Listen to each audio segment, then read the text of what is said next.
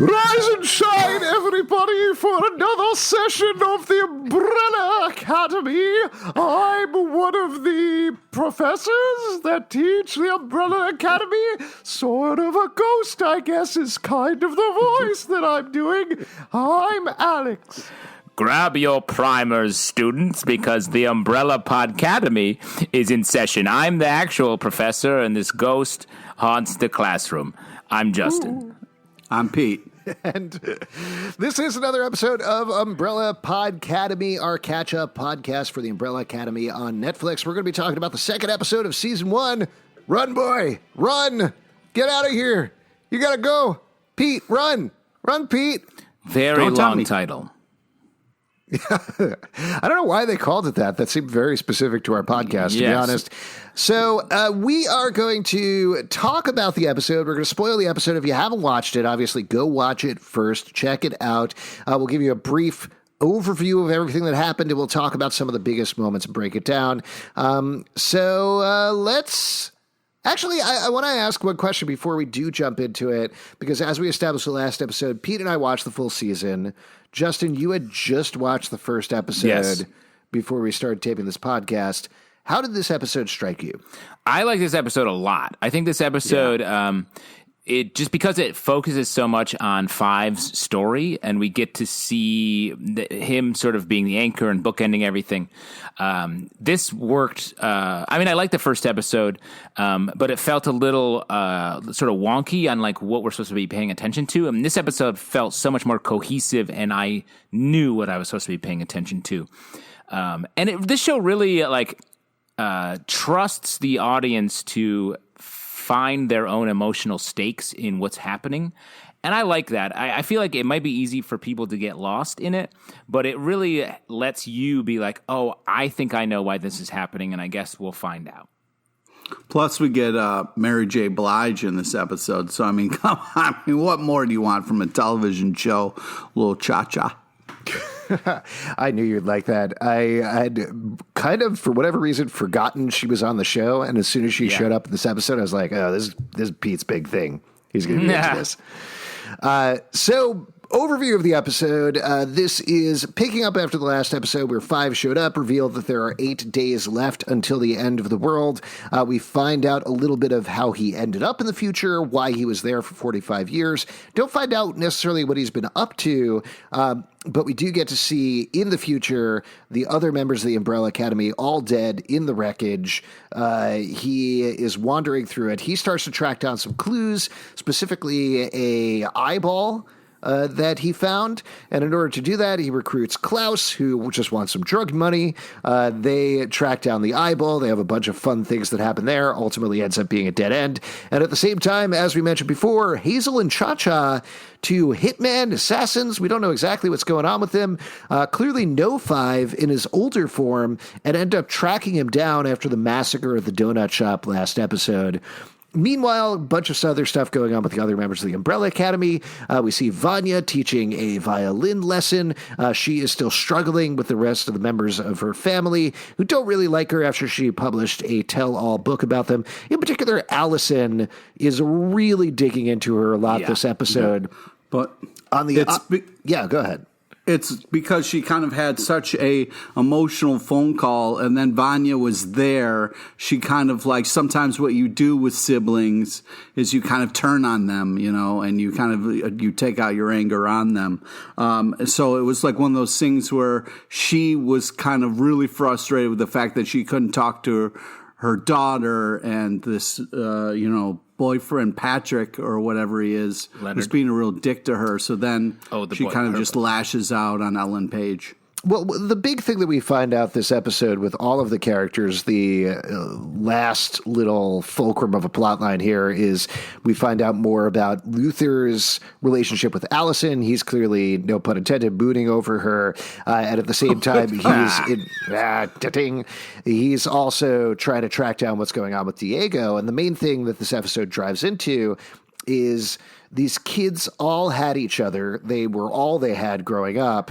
Now their lives are completely wrecked and they're all alone and they're isolated even from each other. Like they can't connect in the way that they used to connect, to the point that Diego's sleeping in the back of a gym. Luther's kind of just wandering around. Klaus is the only one who seems to be having an okay time, but really all he wants is drugs.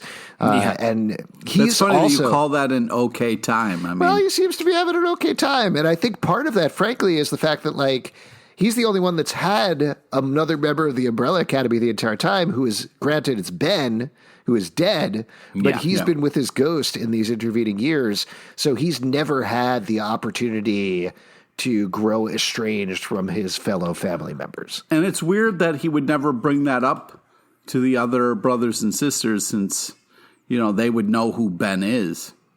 Well, maybe, I honestly don't remember how this plays out, but maybe he thinks it's a drug hallucination. Maybe he doesn't think that Ben is really there. What I really like about the way they sort of, all the characters are so isolated, it feels like it's sort of saying, like, wasn't it fun, this premise that this professor pulled all these kids together and made this super team? But the problem with that is they didn't have a parent or any parents because he was distant and he just wanted them for his own purposes. So they are stunted, all of them. And we just see that they've grown up, but they haven't moved past the development that they were at when they were on the super team. So they don't have their lives figured out. And that's what is causing all of these problems with them. The thing that's interesting about that, though, from a structural perspective, and I do agree with you, they wanted Reginald Hargreaves' love, and he maybe hated them. So, he certainly isolated them, but he really was very mean to them, particularly Vanya across the board. But they also did have other de facto parents. They had Mom, who's a robot or something. We don't find out a lot more about that this episode. But their real father figure, which is very clear, is Pogo the monkey butler. I mean, if you've got a monkey butler, why do you need a dad and a mom? You know what I mean? Mm-hmm. I mean, he's not super affectionate with anybody. He's like, he's just British, but he can still be affectionate. Well, he seems like the most loving out of everyone. I mean, but he's nice, but he's also like, Allison, you should watch these security tapes I've been secretly taping all of you and your family your whole life.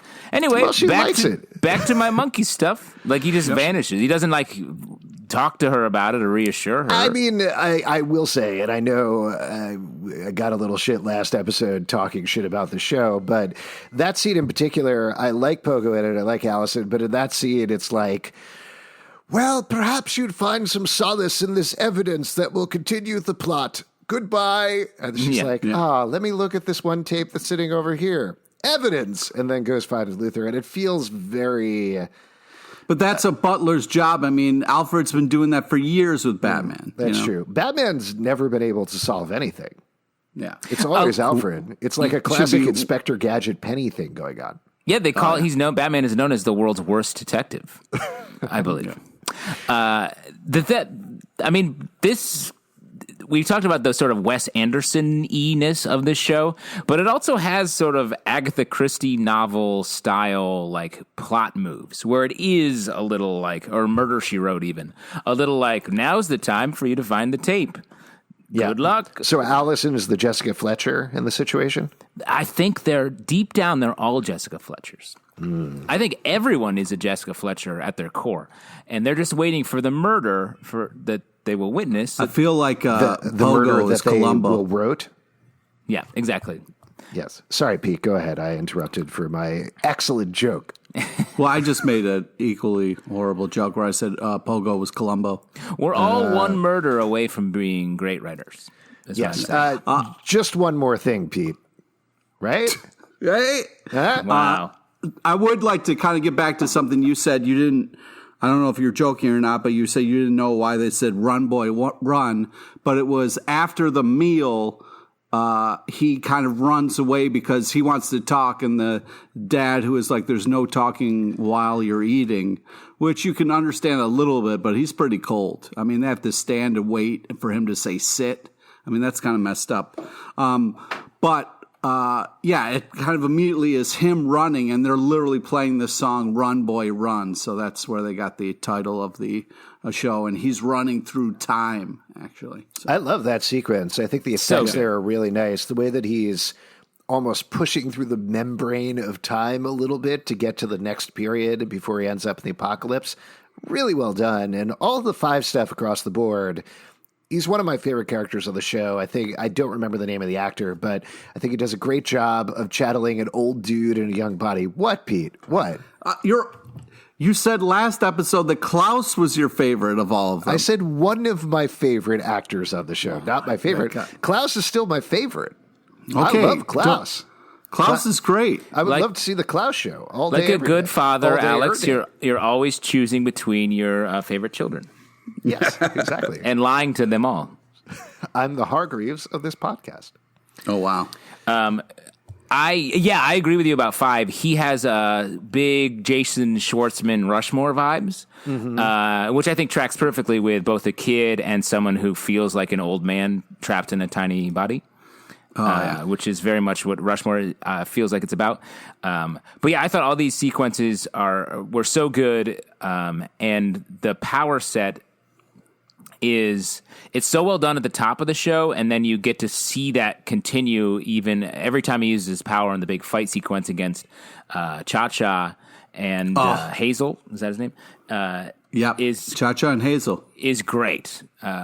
Really well done. It's also interesting in the span of most of them not using their powers or really doing anything whatsoever. Like, we get to see Diego use whatever his knife-throwing powers are a little bit when he sees Luther. Certainly... He's kind of like Bullseye. He's kind of like Bullseye. I think, for the comics, he's kind of like Batman. I don't think he has those knife-throwing powers, if I remember correctly, in there. But yeah, I guess maybe like Bullseye. So we see that a little bit. We certainly don't see Allison use her rumor powers. We don't know what Luther could do necessarily at all.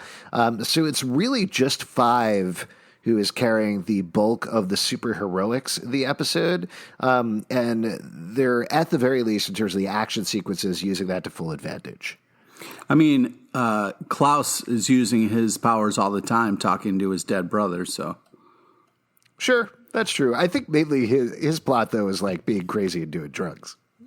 Yes, sure, so but far. He still is using his powers by talking to his dead brother. He could also say he's using his powers to do drugs. Yeah. His power of drugs. Yeah. The old drug power. I just think there's what's interesting is they do plant these little seeds. Like, there's this fun bit in the police station where they're like, hey, we didn't find any evidence, but fun fact, this was a cold case from 1938, and then, we'll have it redone, and it's kind of walked away from that for a little bit, and that's going to come back around. But the one of the fun parts about this show is the music. And I think that that scene at the end where they're in the department store and they murder that department store, but it's such a fun use of music with action and all this kind of great stuff. And it's a great way to kind of heighten at the end. It's one of those things where it's this is exciting. It must be close to the end because we're getting this kind of fun escalation. And Pete, you're a lawyer, right? So legally speaking, is what they did in that department store, is that considered murder? Yes. You cannot.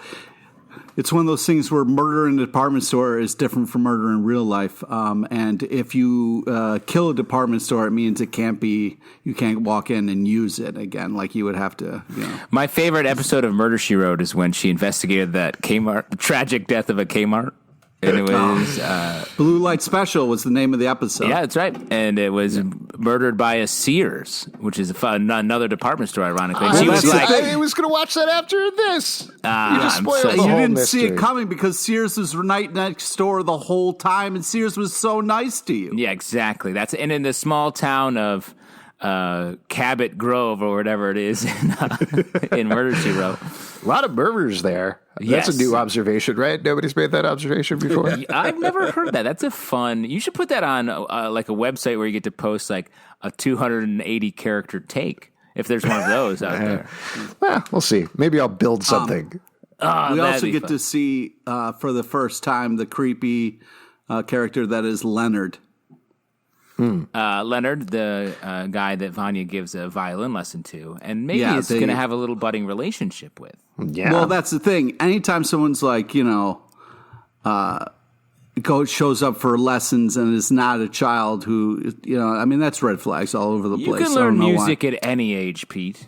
Also, you take classes, right? But you wouldn't specifically go to somebody who only teaches kids and say, you would have a discussion first, unless you're a fucking creep, which he is. You teach classes to people of all ages all the time. Yeah, I mean, it's not all ages. Well, in improv, which is what Pete teaches, your body and mind are the instrument. That's right. You usually call your students the human violins, right? Yes. Tune up violins. It's time for some improv. Time for Pete to teach you. What were we even talking about? Let's talk about Hazel and Cha-Cha a little bit, because they're due this episode. Other than being Mary J. Blige, which is pretty cool. Justin, what was your takeaway here? How'd you feel about these new characters? Fun, very sort of Quentin Tarantino style introduction to them. Again, playing on a lot of different film styles here. Don't know much about them and why they hate or are trying to kill Five. I want to know more. I just liked the way they were kind of like shot, and how there was kind of just snippets of their dialogue. Like it was just like weird kind of moments where they were like had an issue with the clerk when they were getting a hotel room where it was like one room instead of two. So it's like this thing of like, this isn't going as well as it should be. They aren't like top tier at their jobs. Maybe they're not as good or whatever. But like the way they're shot, the way they're shown, it really is kind of like tease them up as an escalation for that big scene at the end. And I don't know what it is about these characters, but you really like them from the get. Well, they're funny, I think. That's because I do think most of what they do is I've seen before when it comes to like assassins or hit people, where they're like a little bit too cool for school. Their like weapons are in different funny suitcases. They have funny masks that they wear. But I think their sort of weirdness, the way that Cha-Cha is talking to the dude they have hooked up to the car battery charger, I think is different and funny. And the way Hazel finds his arm brace in the department store and is like, yes, I thought that was funny. Like that's the difference maker here. So I want to know more about them so we can just lean into the interesting stuff. Yeah. I had a question about the first scene in the motel. Hazel ends up using the vibrating bed. Yes. That's always seemed very weird to me, just as a feature in beds and motels. Have either of you ever used that? Yeah. I knew you had, Pete. Yeah, exactly. He's a vibrating bed guy. Yeah. Well, I mean, if you stay at a hotel or motel that has a vibrating bed, you're going to use it. Now, let me ask you, Pete, is that a sex thing? Were you in a sex motel? Is that why they have No, those? I was a kid. So, but why? But were you a kid staying in a sex motel? No, we were driving across the country for one of our vacations, and we stopped at a hotel, and the only room they had was weird flex. One of our vacations. Wow, here comes the flex. Look at multiple vacations LePage. He loves just to turn the page. My dad used to love to pack us all up in the station wagon and pick different places, and we would drive to it.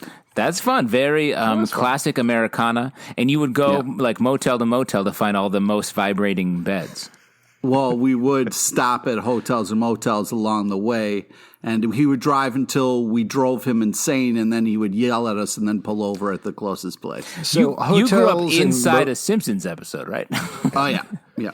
And hotels and motels, Holiday Inns? Sure. Yeah. Okay. Yeah. Not going to discriminate. Yeah. But I have another follow-up question about the vibrating bed. Why is that? Like, what's the deal? It's kind of like, a massage thing where it shakes you and you're kind of like laying on it so it loosens your body parts up and stuff like that. So it's kind of a de-stressing thing. But it gets old after a little while. That's why the one I went to had like you put quarters in like it was a ride or something. And how long does the vibration last? eight to 10 hours. 15 minutes per quarter or something. The reason I've never really understood it is I always feel like you get to the hotel room and I'm like, all I want to do is lie down on the bed and just sleep or relax or like not move for a little while because I've been in the car so long. So the idea of like, I'm going to lie down and then have somebody shake me violently as hard as possible seems so unpleasant. Well, it's like a vibrating bed is like simulating what it's like to be in a car. It's Right. like, I just got out of a car, dude. Why is my bed like a car? Did you, when you went to the sex motel, Pete, were the beds race cars as well? No. No. Well, there you go. Because it would make Sorry more to sense as disappoint. a sex thing, I think. Yeah, I think so. Are you sure it wasn't a sex thing, Pete? I'm not saying you were a child having sex in a sex motel. I'm saying you were a child just happened to stay in a sex motel. I don't know. I don't think it was the sex motel. Well, I was a kid. Let's welcome your dad into the feed. We have a lot of questions for him. Here we go. Hello, I'm Mr. LePage. My first hey, name Mr. is If we LePage. ever had my dad on the show, it would be ridiculous. Oh, man. You think I'm crazy? Wait till you talk to my father. I double love the Punisher. I like a vibrating toilet. Everything should vibrate, I say. Never stop shaking. I've invented the vibrating house. Just try and stand still in here. I do want to ask you about Diego's storyline as well, because we meet a lot of new characters there. We touched on them briefly, but there's a detective character who I'm completely blanking on the name of, but she is investigating Spec. crime. Detective, I think it's Spec. Spec? Man, I have it written down. Oh, no, Patch. Yeah. Okay. All right. That I would have believed you at Spec as well. Anyway, Detective Patch, she is investigating crime. She clearly knows Diego, doesn't like him very much, has kind of like this romantic Commissioner Gordon Batman vibe going on. How'd you feel about this one? Well, I love that, and I love that you're insinuating that Batman and Commissioner Gordon hooked up for a while. I mean, he turns on the light and then he turns off the bat light. That's right. We'll leave the light on for you. This is Motel Sex. It seems like they used to date with the way they're talking to each other. Definitely. I like the Diego storyline here. I think the only thing is, like, the way the character or the actor, however it's being portrayed, I don't quite know what his deal is. Because I know he's flirting with a detective and he seems like a brash guy, but he also just looks so like clean, Bruce Wayne-y almost. Like I want him to be a little bit more something. He feels very middle of the road. Also, it's he goes back and forth between trying to be very dark and then being very light and fun and being like, lighten up, have some, you know what I mean? So, like when he almost throws the knife through his brother Luther there, you know, and Luther's like, what the fuck? And he's like, lighten up. If I wanted to kill you, I would have killed you. He's a character that I wish they would do a little bit more with, because he's such a badass in the comic books in particular. And at least in this episode and the previous episode, it feels like the whole idea is, what if superheroes, but they were just kind of bummed out the entire time, so we don't get to see him do anything other than that brief knife throw that we've touched on a bunch of times. So it's a great knife throw. It's a great knife throw, and I like the actor, but I think, to your point, Justin, it would be more successful if we had that touchstone of he's like Batman and then he comes out and gets tased, you know, just like he does in the episode, versus him walking out of a door and then getting tased. We need to see like 15 to 20% more Batman than we are right now. Yeah, I think that's right. He feels a little bit like Hiram Lodge from Riverdale. Just like he's like, haha, here I am. And it's like, what do you mean? What are you doing? What about Vanya? We touched on her a little bit with Leonard, of course, but she spends a lot of time in the episode kind of wandering around, interacting with her family members and them yelling at her.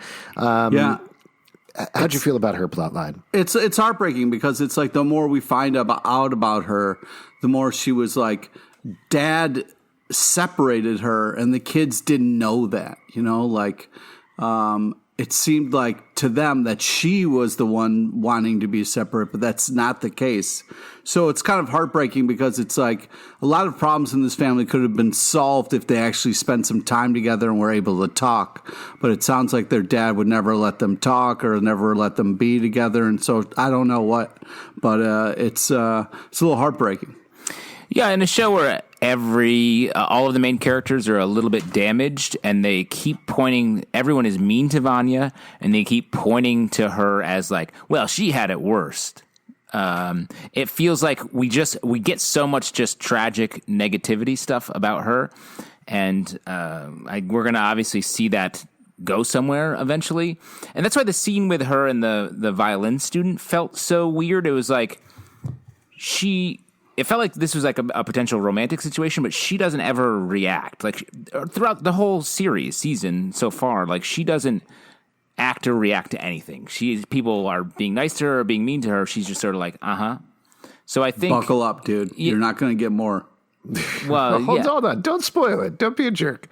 But I do think I tried to write this down here, and I don't think I wrote to the exact scene, but it's definitely like her actions in the scene with Leonard at the end directly play off her discussion with Allison earlier, where Allison is like, you've never connected with anybody. You've never had a boyfriend. You don't know what it's like. So it does, to your point, Justin, feel like there should have been that moment where he's like, hey, you want to come by my shop? And she's like, yes. So that we get a resolution of that arc. But instead, she backs off instead, which is a strange choice.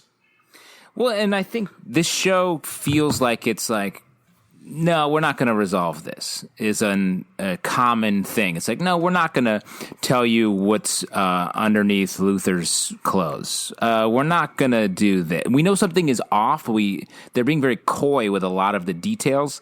And I think that's fine to a point, but once there's too much coyness, it sort of makes it hard to like be here, be invested.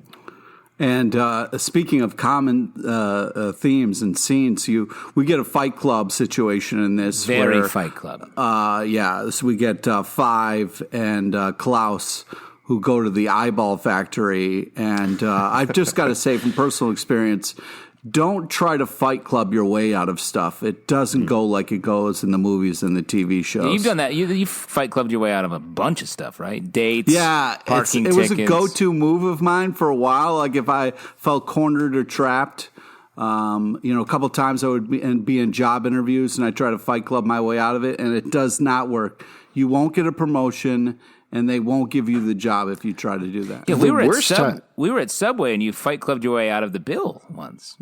Yeah, well, that was the only time it worked. Yeah, I would say the worst time, the time it worked the least, was when you tried to Fight Club your way out of that Fight Club. That just didn't pan out. I love that scene with Klaus and Five. It's so good. It's so much fun. I know I'm totally in the tank for Klaus, but just him going nuts, smashing stuff all over the place is great. The thing afterwards where it's revealed that he did it for $20 is ridiculous. That was so funny. It's such a little amount. Especially from Five, who is like, he's been to the future. He knows everything. He can have any amount of money available. Yeah. So funny. I really liked how for the whole rest of the scene, like he had pieces of the snow globe in his forehead. That was really funny. That was very funny. And the last little detail we should probably touch on, another weird detail that's revealed. After the scene with Klaus, Five explains that he was actually with somebody for 30 years in the future, but he leaves in a taxi before Klaus is even finished, just leaves him totally hanging. Again, Irish goodbyes. And then we find out that person was actually a mannequin that he reunites with at the end of the episode. Weird detail. Weird little surprise. It's like a Wilson volleyball situation. Mm-hmm. If you're in the post-apocalyptic world, and we saw it with I Am Legend, like Will Smith, talked to a bunch of mannequins. There's no shame in being like, what are your favorite mannequins? Like, what mannequin do you want to be? Pete, you were dating that mannequin for a couple of years, and then you Fight Clubbed your way out of the situation. Yeah, right? That was not good. Because Her mannequin dad got super pissed at me. You saw the movie Mannequin and were like, got it. And so you dated a mannequin, assuming it would eventually become real. Eventually, yeah. I felt like, I clearly haven't proven my dedication and love enough yet to, for the magic to work. But, and of course, Mannequin 2 is called Mannequin 2 on the Run, which ties nicely into the title of the episode, Run Boy Run. Yep. So it's all I guess we're done with our podcast. Yeah, we've completed our necessary tasks here. We brought the mannequin back around. I guess, and the reason you ended up not working out with you and the mannequin is you asked the mannequin dad for her hand in marriage, and he just never got back to you. Yeah, he never responded. He tried to freeze me out. Nice. Now, I got to tell you, I forget how we end these episodes. Do we do top marks or something like that? Probably. That's a great question. You said this last episode, so I thought maybe you would have figured it out, but I guess not. No, we did something in the first episode. I'm going to say, who got top marks from the Umbrella Podcademy with this episode? Justin, we'll go to you first. Great choice. I got to give it up for 5. It makes sense that the episode was built around him, that I would choose him. I think he gets to be fun, mysterious, terrified when he's barely escaping with his life from the department store with his true love mannequin under his arm. And also, like, he feels, everybody, all of the Umbrella Academy feels like they've been abandoned in their life. But as we learn at the end of the episode, he sees so many of their dead bodies, and he almost feels betrayed by the fact that they died and left him there in this future. And I like the way that they play that. He's being like a petulant child when he's talking to Luther at the end, and you cut right from Luther to Luther's dead body holding the eye, which is the mystery of the episode. Yep. And I just thought that was such a good way that, despite the fact that he seems like he knows so much about what's happening, he's just another scared kid trying to get by. Pete, what about you? Top marks? I'm going to go with Cha-Cha, Mary J. Blige. Anytime you have like a show that has a lot of music in it, and then you get an amazing musician herself in the show, that kind of ups the ante. So, I think that the Cha-Cha Hazel duo is a fun one, and when you think a show can't get weird enough, they put these two in there. It's just I'm excited to see where this goes. Klaus, all day, every day, as I always say. Just great across the board. Robert Sheehan's great. The scene, there's so much life in the scene where he's doing the Fight Club bit. It just perks me up in the middle of the episode when a lot of people are being moody, they're being sad. He comes in and just brightens everything up that's happening, and it's so much fun to watch every single time out of the gate. Very in the tag for Klaus. And of course, we have to give it up for our top mark across the board, Mark Ruffalo, who's out there just doing it every day he can. Doing it right. Mark Ruffalo doing it right, and you're doing it right if you support us at patreon.com/Comic Book Club. Also, we do a live show every Tuesday at 7 p.m. to Crowdcast and YouTube. Come hang out. We'll chat with you about the Umbrella Academy. Also, socially, you can follow us at Podcademy on Twitter, Facebook, and Instagram. comicbookclublive.com for this podcast and many more. And that's it, everybody. Class dismissed. Until next time, please stop vibrating your beds, and we'll see you soon.